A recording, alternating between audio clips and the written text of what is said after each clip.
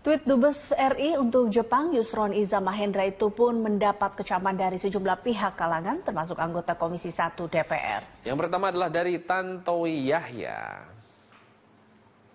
Tantowi menyatakan, Dubes tidak boleh bermain di arena politik praktis, tidak boleh menunjukkan keberpihakan ke satu calon dalam kontestasi politik.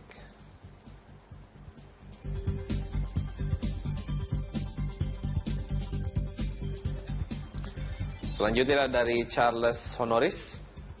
Seorang dubes adalah perwakilan negara di negara sahabat, bahkan sebagai simbol NKRI di negara tersebut. Dubes Yusron tidak mencerminkan kebinekaan yang merupakan salah satu pilar dari bangsa ini.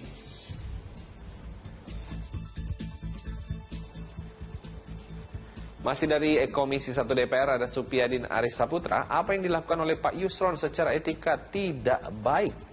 Seharusnya Pak Yusron tidak mencampuri hal-hal yang di luar tugas Dubes.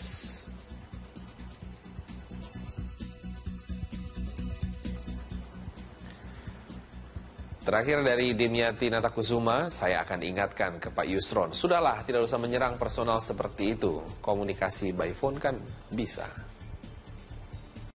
Isi pesan yang dinilai rasis dalam laman sosial media milik adik calon gubernur DKI Jakarta Yusril Iza Mahendra, yaitu Yusron Iza Mahendra dinilai tidak pantas. Pasalnya dalam laman Twitter, Yusron itu menuliskan bahwa pesan terkait rasisme etnis Tionghoa di Indonesia. Saya tidak spesifik kepada apa yang disampaikan ya, tapi intinya buat saya, isu rasial itu tidak boleh. Itu tidak baik di dalam konteks demokrasi kita. Saya kira kalau kita mau bersaing, bersainglah dengan sesuatu yang sifatnya kinerja, ya, bukan dengan sesuatu yang sifatnya primordialisme. Ya, itu primordialisme saya kira kita tinggalkan. Kita mari bersaing dengan cara-cara yang ya basisnya kinerja, program dan sebagainya.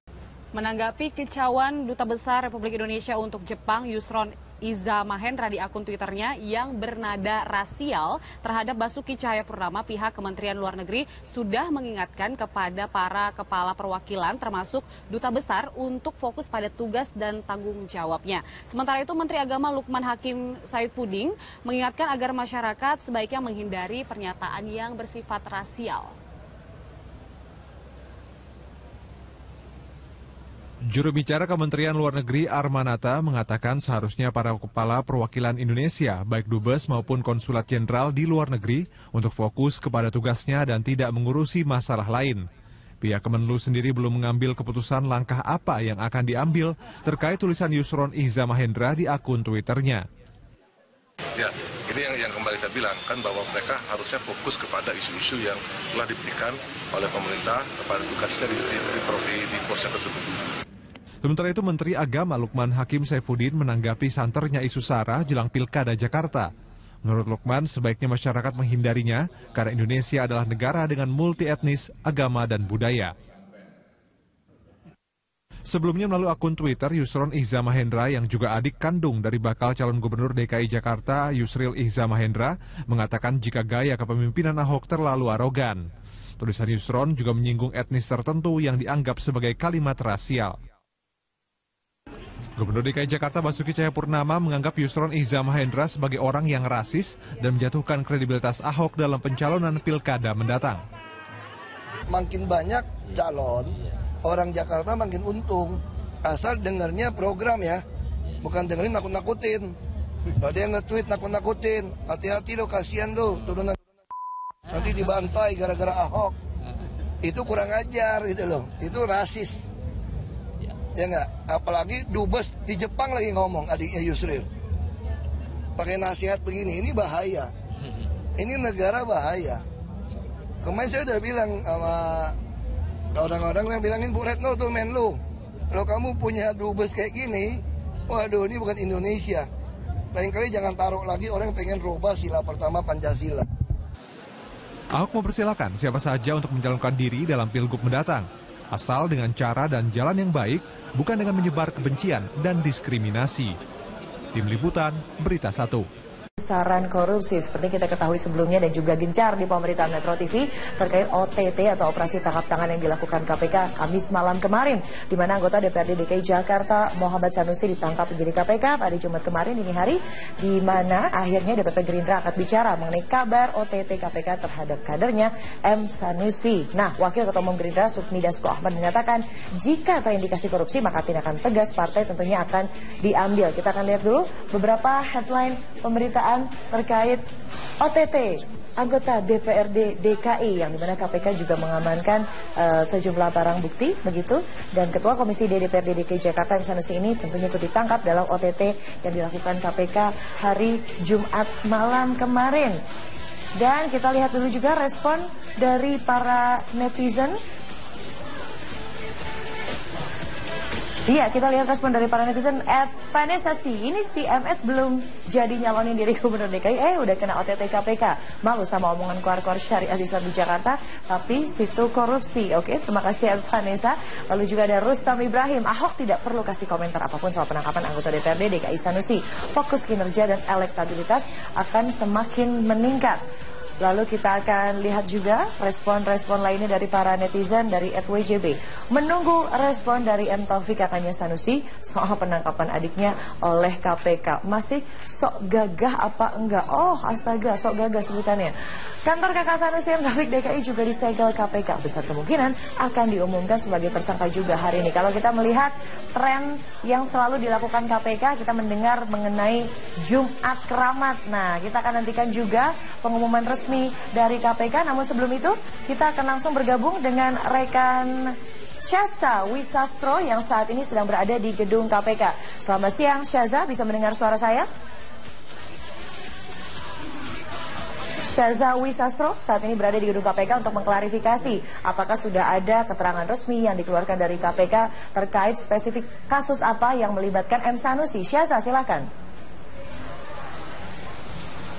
Ya, Widya, memang hingga saat ini kami belum mendapatkan informasi mengenai kasus apa, kasus yang membelit Muhammad Sanusi yang ditangkap oleh KPK Kamis malam yang lalu. Memang tadi pagi pimpinan KPK Agus Raharjo telah menyatakan bahwa hari ini dijadwalkan akan dilakukan konferensi pers terkait dengan operasi tangkap tangan yang dilakukan KPK terhadap Muhammad Sanusi ini Kamis malam yang lalu. Muhammad Sanusi ini ditangkap oleh KPK sekitar pukul 8 waktu Indonesia Barat Kamis malam yang lalu, dan selain menangkap atau mengamankan Muhammad Sanusi, KPK juga menyita sebuah mobil mewah dengan merek Jaguar berwarna hitam. Selain itu juga menyita 2 tas besar lainnya. Walaupun hingga kini kami belum mendapatkan keterangan yang resmi dari Komisi Pemberantasan Korupsi, namun telah dikonfirmasi kepada istri dan juga istri dari Muhammad Sanusi dan juga kader Muhammad Sanusi di Partai Gerindra bahwa mereka telah membenarkan bahwa Sanusi ini ditangkap atau diamankan oleh KPK malam tadi. Untuk informasi, Muhammad Sanusi ini merupakan ketua dari Komisi D DPRD DKI Jakarta, dan sebelumnya Sanusi juga menjabat sebagai ketua fraksi Partai Gerindra di DPRD DKI Jakarta. Dan Sanusi ini masuk dalam daftar bakal calon gubernur dari Partai Gerindra.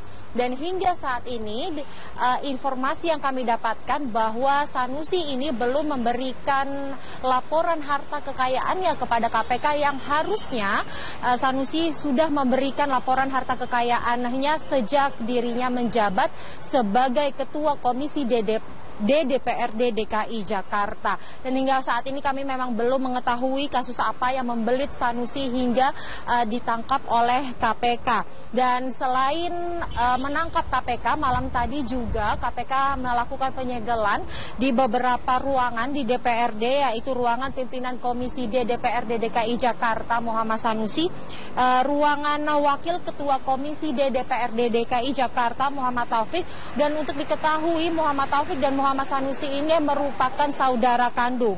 Selain 2 ruangan tersebut, ada juga ruangan CCTV dan ruangan Kepala Bagian Perundang-undangan. Dan hari ini memang KPK sedang melakukan penggeledahan di ruangan-ruangan tersebut untuk menyelidiki lebih lanjut atau mengambil barang-barang bukti yang dapat membantu penyelidikan KPK dalam kasus ini.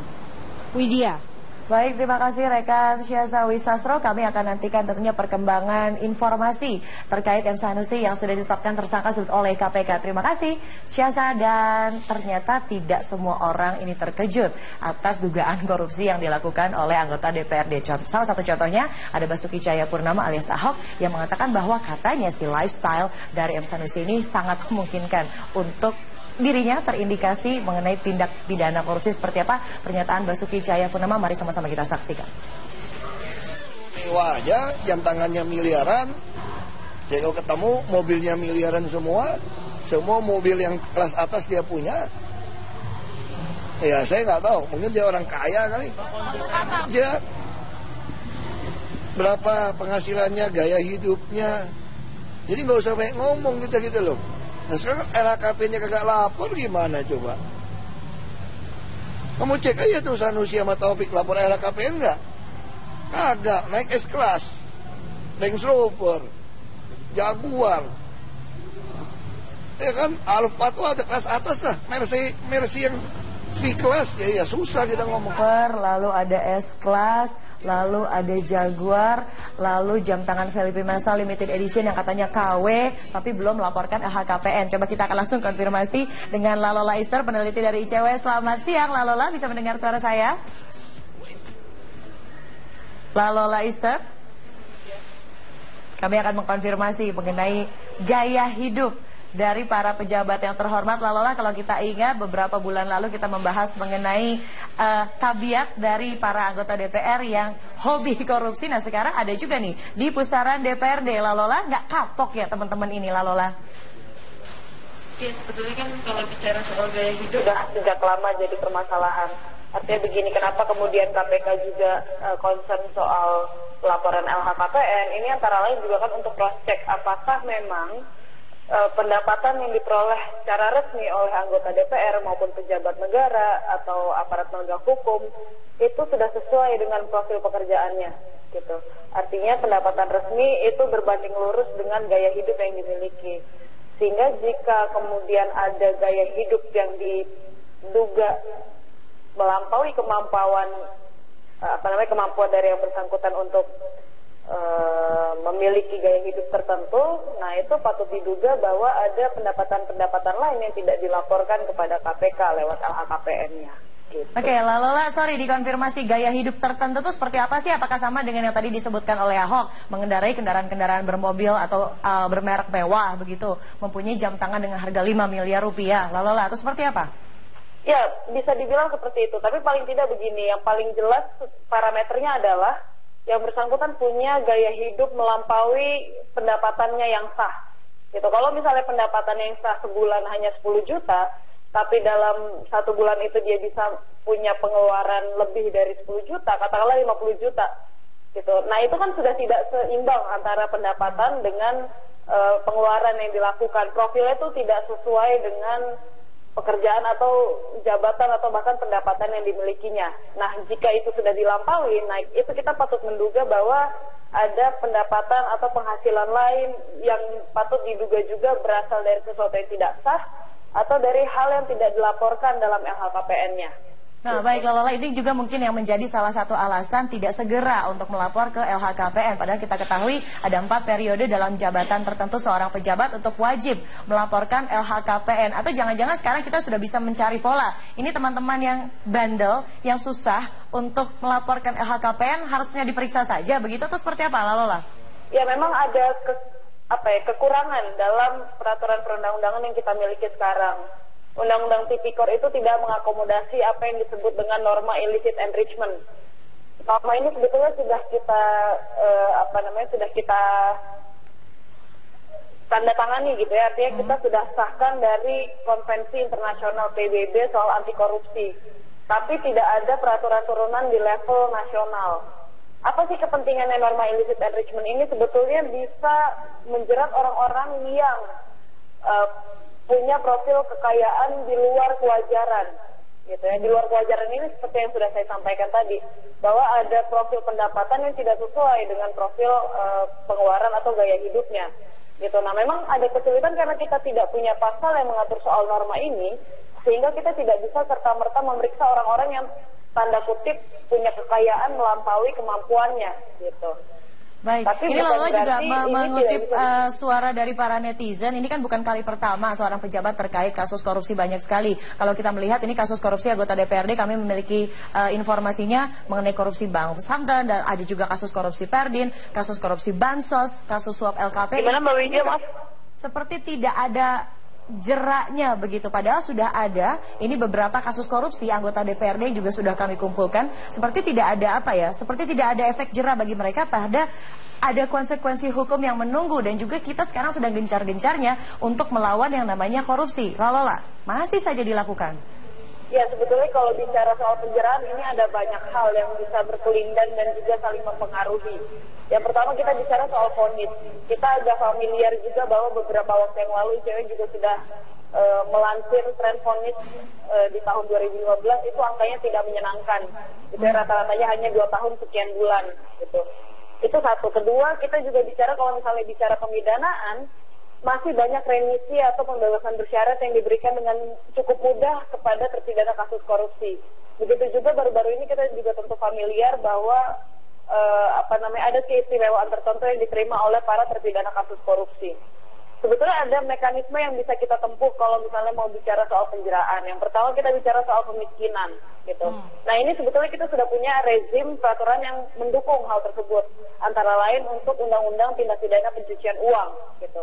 Sebetulnya kita berharap bahwa bukan hanya KPK, tapi juga penegak hukum lain untuk menerapkan Undang-Undang Tipikor dan TPPU secara tandem gitu.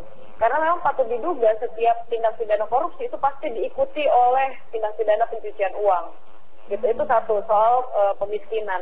Karena kami khawatir kalau hanya pidana badan, ini kan kalau nanti para terpidana itu keluar dari lapas, mereka masih akan punya kekayaan yang bisa mereka jadikan tumpuan hidup gitu, pun ketika mereka tidak lagi menjabat jabatan tertentu baik di bidang publik maupun privat gitu. Nah sebetulnya wacana soal kemiskinan ini sepatutnya sudah harus digarap dengan serius gitu ya, terutama oleh penegak hukum. Jadi ini Anda juga menganggap penegak hukum masih belum menunjukkan keseriusan dan juga komitmen untuk memberantas korupsi, begitu apalagi di kalangan para pejabat ya. Lola, Esther, terima kasih peneliti ICW sudah bergabung dan juga memaparkan beberapa kasus yang ternyata membuat kita tercengang kembali mengenai kelakuan-kelakuan Dewan Rakyat yang terhormat. Terima kasih Lola, selamat kembali menjalani aktivitas Anda. Dan pemirsa Netizen News masih akan kembali dengan topik kedua mengenai pungli di Pemakaman DKI Jakarta. Benarkah sepertimu? Temukan jawabannya sesaat lagi, tetap bersama kami. Tweet Dubes RI untuk Jepang Yusron Iza Mahendra itu pun mendapat kecaman dari sejumlah pihak kalangan termasuk anggota Komisi 1 DPR. Yang pertama adalah dari Tantowi Yahya. Tantowi menyatakan Dubes tidak boleh bermain di arena politik praktis, tidak boleh menunjukkan keberpihakan ke satu calon dalam kontestasi politik.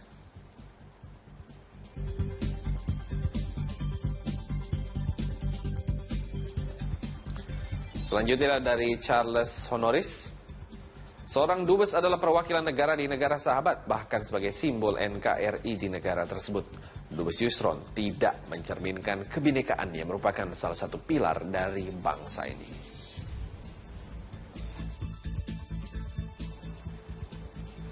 Masih dari Komisi 1 DPR ada Supyadin Aris Saputra. Apa yang dilakukan oleh Pak Yusron secara etika tidak baik.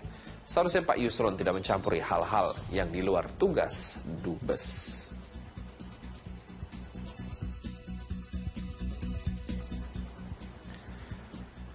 Terakhir dari Dimyati Natakusuma, saya akan ingatkan ke Pak Yusron, sudahlah tidak usah menyerang personal seperti itu. Komunikasi by phone kan bisa.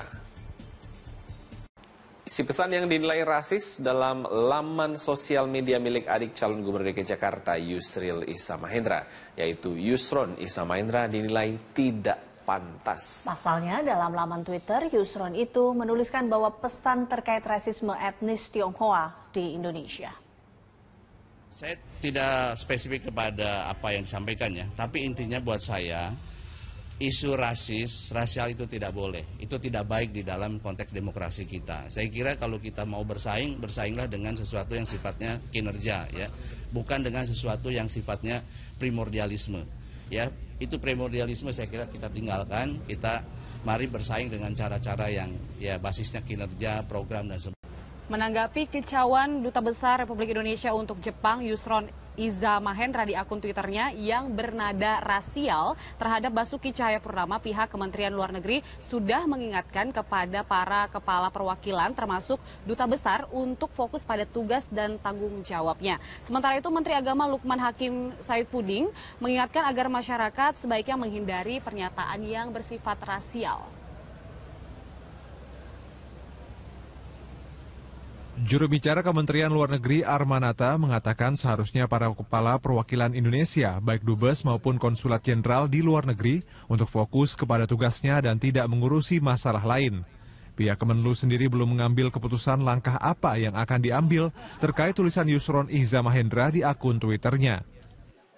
Ya, ini yang kembali saya bilang kan bahwa mereka harusnya fokus kepada isu-isu yang telah diberikan oleh pemerintah kepada tugasnya di posnya tersebut.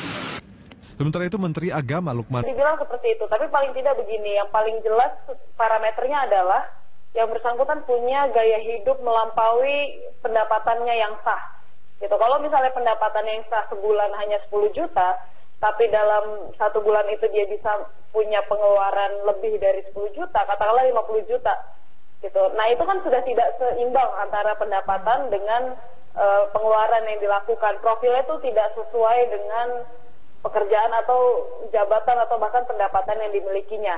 Nah, jika itu sudah dilampaui, itu kita patut menduga bahwa ada pendapatan atau penghasilan lain yang patut diduga juga berasal dari sesuatu yang tidak sah atau dari hal yang tidak dilaporkan dalam LHKPN-nya. Nah, baik Lola, ini juga mungkin yang menjadi salah satu alasan tidak segera untuk melapor ke LHKPN. Padahal kita ketahui ada 4 periode dalam jabatan tertentu seorang pejabat untuk wajib melaporkan LHKPN. Atau jangan-jangan sekarang kita sudah bisa mencari pola. Ini teman-teman yang bandel, yang susah untuk melaporkan LHKPN harusnya diperiksa saja. Begitu atau seperti apa, Lola?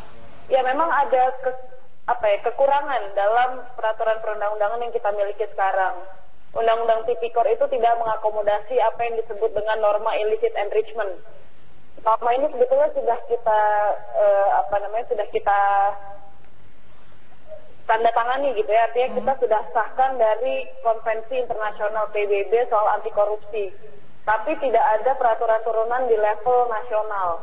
Apa sih kepentingannya norma illicit enrichment ini? Sebetulnya bisa menjerat orang-orang yang punya profil kekayaan di luar kewajaran, gitu ya. Di luar kewajaran ini seperti yang sudah saya sampaikan tadi, bahwa ada profil pendapatan yang tidak sesuai dengan profil pengeluaran atau gaya hidupnya, gitu. Nah, memang ada kesulitan karena kita tidak punya pasal yang mengatur soal norma ini, sehingga kita tidak bisa serta-merta memeriksa orang-orang yang tanda kutip punya kekayaan melampaui kemampuannya, gitu. Baik, tapi ini Lola juga mengutip suara dari para netizen. Ini kan bukan kali pertama seorang pejabat terkait kasus korupsi, banyak sekali. Kalau kita melihat ini kasus korupsi anggota DPRD, kami memiliki informasinya mengenai korupsi Bank Pesantren, dan ada juga kasus korupsi Perdin, kasus korupsi Bansos, kasus suap LKPI. Gimana Mbak Widya, Mas? Seperti tidak ada jeraknya begitu, padahal sudah ada ini beberapa kasus korupsi anggota DPRD juga sudah kami kumpulkan, seperti tidak ada seperti tidak ada efek jera bagi mereka, pada ada konsekuensi hukum yang menunggu, dan juga kita sekarang sedang gencar-gencarnya untuk melawan yang namanya korupsi. Lola, masih saja dilakukan. Ya, sebetulnya kalau bicara soal penjeraan ini ada banyak hal yang bisa berkelindan dan juga saling mempengaruhi. Yang pertama kita bicara soal vonis. Kita agak familiar juga bahwa beberapa waktu yang lalu ICW juga sudah melansir tren vonis di tahun 2015, itu angkanya tidak menyenangkan. Itu rata-ratanya hanya 2 tahun sekian bulan gitu. Itu satu. Kedua, kita juga bicara kalau misalnya bicara pemidanaan. Hakim Saifuddin menanggapi santernya isu SARA jelang Pilkada Jakarta. Menurut Lukman, sebaiknya masyarakat menghindarinya karena Indonesia adalah negara dengan multi etnis, agama, dan budaya. Sebelumnya melalui akun Twitter, Yusron Iza Mahendra yang juga adik kandung dari bakal calon gubernur DKI Jakarta, Yusril Iza Mahendra, mengatakan jika gaya kepemimpinan Ahok terlalu arogan. Tulisan Yusron juga menyinggung etnis tertentu yang dianggap sebagai kalimat rasial. Gubernur DKI Jakarta Basuki Cahayapurnama menganggap Yusron Iza Mahendra sebagai orang yang rasis dan menjatuhkan kredibilitas Ahok dalam pencalonan pilkada mendatang. Makin banyak calon, orang Jakarta makin untung. Asal dengarnya program ya, bukan dengerin nakut-nakutin. Ada yang nge-tweet nakut-nakutin, hati-hati lo, kasihan lo, turunan nanti dibantai gara-gara Ahok. Itu kurang ajar gitu loh, itu rasis. Ya enggak, apalagi dubes di Jepang lagi ngomong, adiknya Yusril. Pakai nasihat begini, ini bahaya. Ini negara bahaya. Kemarin saya udah bilang sama orang-orang yang bilangin Bu Retno tuh Menlu, kalau kamu punya dubes kayak gini, waduh ini bukan Indonesia. Lain kali jangan taruh lagi orang yang pengen rubah sila pertama Pancasila. Ahok mempersilahkan siapa saja untuk mencalonkan diri dalam Pilgub mendatang, asal dengan cara dan jalan yang baik, bukan dengan menyebar kebencian dan diskriminasi. Tim Liputan, Berita 1. Besaran korupsi seperti kita ketahui sebelumnya dan juga gencar di pemerintahan Metro TV terkait OTT atau operasi tangkap tangan yang dilakukan KPK Kamis malam kemarin, di mana anggota DPRD DKI Jakarta Muhammad Sanusi ditangkap penyidik KPK pada Jumat kemarin dini hari, di mana akhirnya DPP Gerindra angkat bicara mengenai kabar OTT KPK terhadap kadernya M. Sanusi. Nah, Wakil Ketua Umum Gerindra Sufmi Dasko Ahmad mengatakan jika terindikasi korupsi maka tindakan tegas partai tentunya akan diambil. Kita akan lihat dulu beberapa headline pemberitaan terkait OTT anggota DPRD DKI yang dimana KPK juga mengamankan sejumlah barang bukti begitu, dan Ketua Komisi D DPRD DKI Jakarta M. Sanusi ini tentunya ikut ditangkap dalam OTT yang dilakukan KPK hari Jumat malam kemarin. Dan kita lihat dulu juga respon dari para netizen. Iya, kita lihat respon dari para netizen. @Vanessasi, ini si MS belum jadi nyalonin diri Gubernur DKI, udah kena OTT KPK. Malu sama omongan keluar-keluar syariah Islam di Jakarta, tapi situ korupsi. Oke, terima kasih Vanessa. Lalu juga ada Rustam Ibrahim, Ahok tidak perlu kasih komentar apapun soal penangkapan anggota DPRD DKI Sanusi. Fokus kinerja dan elektabilitas akan semakin meningkat. Lalu kita akan lihat juga respon-respon lainnya dari para netizen dari @WJB. Menunggu respon dari M. Taufik kakaknya Sanusi soal penangkapan adiknya oleh KPK. Masih sok gagah apa enggak? Oh astaga, sok gagah sebutannya. Kantor kakak Sanusi M. Taufik DKI juga disegel KPK. Besar kemungkinan akan diumumkan sebagai tersangka juga hari ini. Kalau kita melihat tren yang selalu dilakukan KPK, kita mendengar mengenai Jumat Keramat. Nah, kita akan nantikan juga pengumuman resmi dari KPK. Namun sebelum itu, kita akan langsung bergabung dengan rekan Syaza Wisastro yang saat ini sedang berada di gedung KPK. Selamat siang Syaza, bisa mendengar suara saya? Syaza Wisastro saat ini berada di gedung KPK untuk mengklarifikasi apakah sudah ada keterangan resmi yang dikeluarkan dari KPK terkait spesifik kasus apa yang melibatkan M. Sanusi. Syaza, silakan. Ya, Widya, memang hingga saat ini kami belum mendapatkan informasi mengenai kasus apa, kasus yang membelit Muhammad Sanusi yang ditangkap oleh KPK Kamis malam yang lalu. Memang tadi pagi pimpinan KPK Agus Raharjo telah menyatakan bahwa hari ini dijadwalkan akan dilakukan konferensi pers terkait dengan operasi tangkap tangan yang dilakukan KPK terhadap Muhammad Sanusi ini Kamis malam yang lalu. Muhammad Sanusi ini ditangkap oleh KPK sekitar pukul 8 waktu Indonesia Barat Kamis malam yang lalu, dan selain menangkap atau mengamankan Muhammad Sanusi, KPK juga menyita sebuah mobil mewah dengan merek Jaguar berwarna hitam. Selain itu juga menyita 2 tas besar lainnya. Walaupun hingga kini kami belum mendapatkan keterangan yang resmi dari Komisi Pemberantasan Korupsi, namun telah dikonfirmasi kepada istri dan juga istri dari Muhammad Sanusi dan juga kader Muhammad Sanusi di Partai Gerindra bahwa mereka telah membenarkan bahwa Sanusi ini ditangkap atau diamankan oleh KPK malam tadi. Untuk informasi, Muhammad Sanusi ini merupakan ketua dari Komisi D DPRD DKI Jakarta, dan sebelumnya Sanusi juga menjabat sebagai ketua fraksi Partai Gerindra di DPRD DKI Jakarta. Dan Sanusi ini masuk dalam daftar bakal calon gubernur dari Partai Gerindra. Dan hingga saat ini informasi yang kami dapatkan bahwa Sanusi ini belum memberikan laporan harta kekayaannya kepada KPK yang harusnya Sanusi sudah memberikan laporan harta kekayaannya sejak dirinya menjabat sebagai Ketua Komisi D DPRD DKI Jakarta. Dan hingga saat ini kami memang belum mengetahui kasus apa yang membelit Sanusi hingga ditangkap oleh KPK. Dan selain menangkap KPK, malam tadi juga KPK melakukan penyegelan di beberapa ruangan di DPRD, yaitu ruangan pimpinan Komisi D DPRD DKI Jakarta Muhammad Sanusi, ruangan Wakil Ketua Komisi D DPRD DKI Jakarta Muhammad Taufik. Dan untuk diketahui, Muhammad Taufik dan Muhammad Sanusi ini merupakan saudara kandung.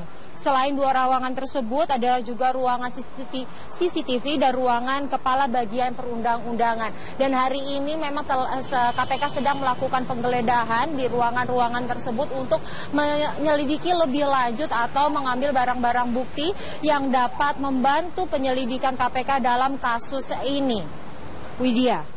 Baik, terima kasih rekan Syazawi Sastro. Kami akan nantikan tentunya perkembangan informasi terkait M. Sanusi yang sudah ditetapkan tersangka oleh KPK. Terima kasih Syaza. Dan ternyata tidak semua orang ini terkejut atas dugaan korupsi yang dilakukan oleh anggota DPRD. Salah satu contohnya ada Basuki Cahayapurnama alias Ahok yang mengatakan bahwa katanya si lifestyle dari M. Sanusi ini sangat memungkinkan untuk dirinya terindikasi mengenai tindak pidana korupsi. Seperti apa pernyataan Basuki Cahayapurnama? Mari sama-sama kita saksikan. Mewah aja, jam tangannya miliaran. Saya kalau ketemu mobilnya miliaran semua mobil yang kelas atas dia punya. Ya saya nggak tahu, mungkin dia orang kaya kali. Ya, berapa penghasilannya, gaya hidupnya. Jadi nggak usah banyak ngomong gitu loh. Nah sekarang LHKP-nya kagak lapor, gimana coba? Kamu cek aja tuh Sanusi sama Taufik lapor LHKPN enggak? Kagak, naik S-Class, Range Rover, Jaguar. Ya kan, Alfa tuh ada kelas atas lah, Mercy yang V-Class, ya susah kita ngomong. Lalu ada S-Class, lalu ada Jaguar, lalu jam tangan Felipe Massa Limited Edition yang katanya KW, tapi belum melaporkan LHKPN. Coba kita akan langsung konfirmasi dengan Lalola Ister, peneliti dari ICW. Selamat siang Lalola, bisa mendengar suara saya? Lalola Ister? Kami akan mengkonfirmasi mengenai gaya hidup dari para pejabat yang terhormat. Lalola, kalau kita ingat beberapa bulan lalu kita membahas mengenai tabiat dari para anggota DPR yang hobi korupsi. Nah sekarang ada juga nih di pusaran DPRD. Lalola, nggak kapok ya teman-teman ini Lalola? Ya, sebetulnya kan kalau bicara soal gaya hidup sudah sejak lama jadi permasalahan. Artinya begini, kenapa kemudian KPK juga concern soal laporan LHKPN? Ini antara lain juga kan untuk cross check apakah memang pendapatan yang diperoleh secara resmi oleh anggota DPR maupun pejabat negara atau aparat penegak hukum itu sudah sesuai dengan profil pekerjaannya, gitu. Artinya pendapatan resmi itu berbanding lurus dengan gaya hidup yang dimiliki. Sehingga jika kemudian ada gaya hidup yang diduga melampaui kemampuan dari yang bersangkutan untuk memiliki gaya hidup tertentu, nah itu patut diduga bahwa ada pendapatan-pendapatan lain yang tidak dilaporkan kepada KPK lewat LHKPN-nya. Gitu. Oke, Lalola, sorry, dikonfirmasi gaya hidup tertentu itu seperti apa sih? Apakah sama dengan yang tadi disebutkan oleh Ahok, mengendarai kendaraan-kendaraan bermobil atau bermerek mewah begitu, mempunyai jam tangan dengan harga 5 miliar rupiah, Lalola, atau seperti apa? Ya, bisa